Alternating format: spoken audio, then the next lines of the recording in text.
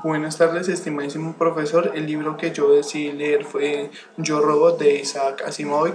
Me parece un libro estupendo, una visión futurista y cómo uno puede llegar a imaginarse cosas que aún ni siquiera han ocurrido. Es una visión muy chévere de cómo puede ser un futuro. El libro trata de una entrevista que le hacen a Susan, una psicoanalista, y se basa en una serie de capítulos. En la mitad del libro prosigue una historia que se llama Embustero, un robot que aparentemente lee la mente humana, pero en realidad lo que hace él es decirle a las personas lo que quieren oír. Se ve envuelto en una situación ya que le dice a Susan que Ash, un compañero de ella, está perdidamente enamorado de ella y ella se emociona mucho porque ella también está enamorada de él y le dice a Bucket que Larry, que es el director de la US Robot, va a renunciar y a él va a quedar a cargo, lo que emociona muchísimo a Bucket. ¿Cómo se desarrolla la trama? Susan se da cuenta que el robot le miente porque están hablando con Ash y Ash le dice que se va a casar, y ella se sorprende muchísimo por esa situación y se dirige a confrontar a Herbert, como se llama, no, así se llama el robot, y cuando ingresa al cuarto se da cuenta que está siendo enfrentado por Larry y Bucket. Herbert le sigue mintiendo a ellos porque no quiere causarles daño.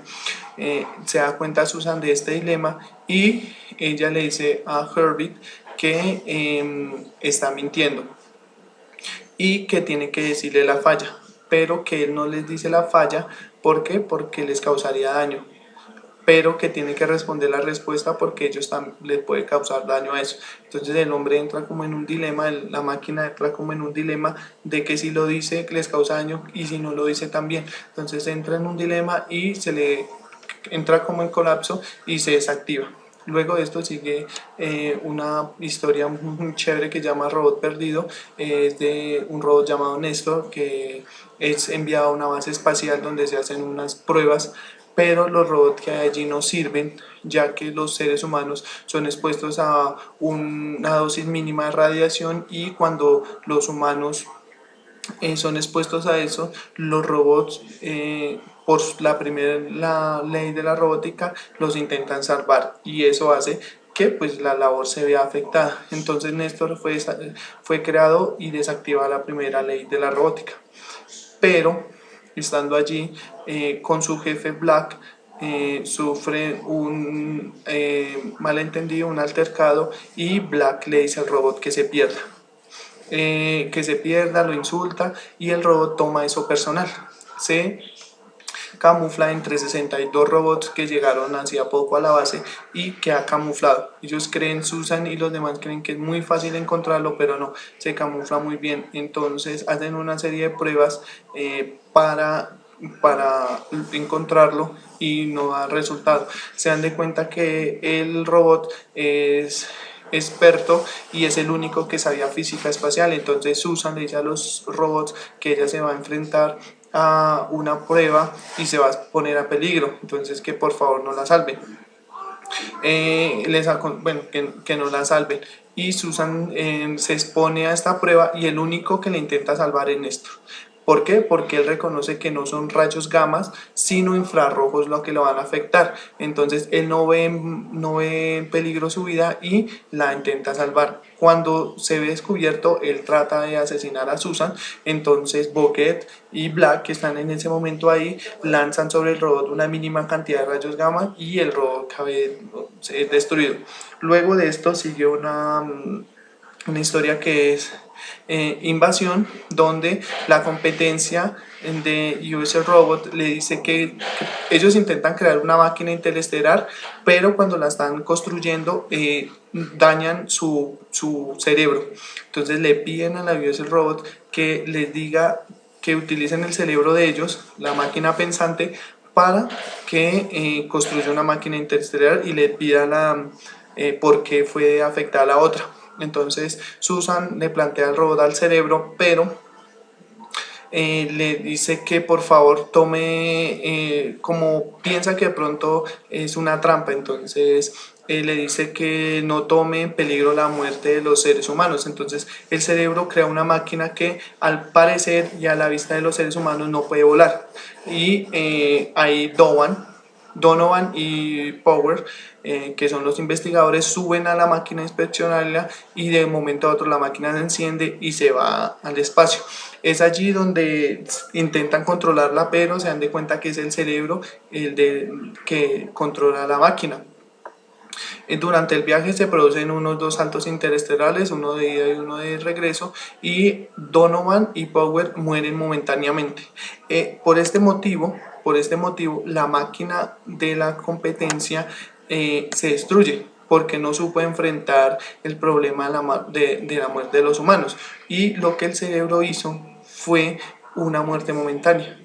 Así fue como él pudo saber por qué era que ocurría esto.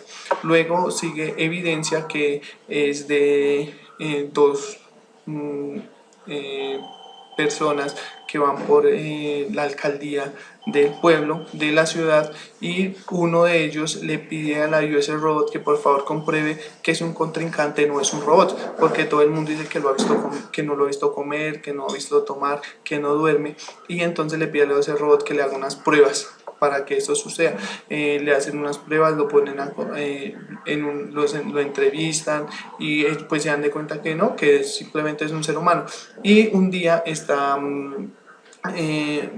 Bierley, que es el personaje que se cree que es humanoide, dando una conferencia y la gente estaba súper brava porque ya se regó el rumor de que él era un humanoide y se levanta un hombre y le dice que lo golpee, que lo golpee, que lo golpee, que lo golpee.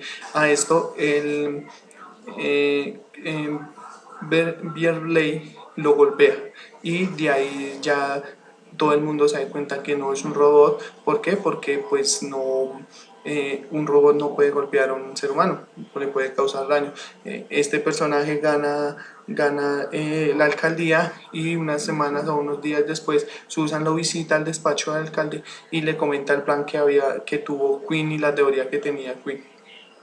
Como tal, la conclusión es de que un humanoide puede tener un cargo en la política. El último capítulo es un conflicto inevitable o evitable. Es un cuento donde se muestra que la Tierra está dividida por 4 regiones y posiblemente hay fallas en el funcionamiento de las máquinas que dirigen la actividad humana, y se teme que haya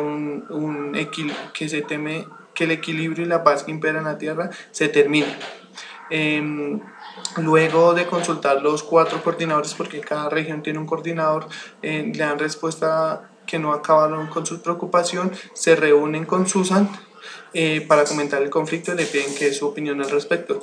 Susan lo hace comprender que es aparentemente un error de funcionamiento, que es una maniobra que las máquinas para desplazar de cargos claves a los seres humanos, que están en contra de ella y que pretenden suprimirla. Aquí es donde las máquinas intentan cumplir con la primera ley, que es proteger a la humanidad. Entonces hacen todo eso porque se dan de cuenta que los seres humanos posiblemente están intentando agredirse en ellos. Y así termina el libro, con donde dicen que el entrevistador, que nunca más volvió a ver a Susan, termina la entrevista porque pues, el libro se basa en una entrevista. Aparte de esto, hay una película que se llama Yo Robot, donde Will Smith es el protagonista. A mi forma de ver, la película no tiene ninguna coherencia con el libro. Se basa en algunas formas como la US Robot, Susan, Robot, pero como tal, algunos apartes del libro no están. No se basa como tal en el libro. Pues muy buena la película también, pero pues no está muy bien basada en el libro. Esta fue la descripción del libro de Isaac Asimov, y me pareció genial este libro.